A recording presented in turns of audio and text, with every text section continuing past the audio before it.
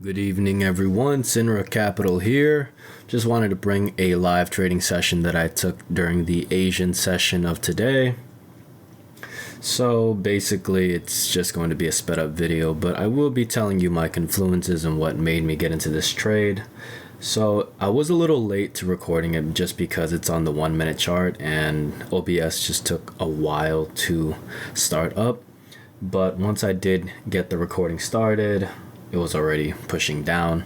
Either way, so the confluences that I have for this live trade is that I saw a liquidity sweep happen during the Asian session with a displacement that broke through a swing low, forming a fair value gap, and then afterward it retraced back into that fair value gap, and then that was enough confluence for me to take the trade. And after that, that's all she wrote.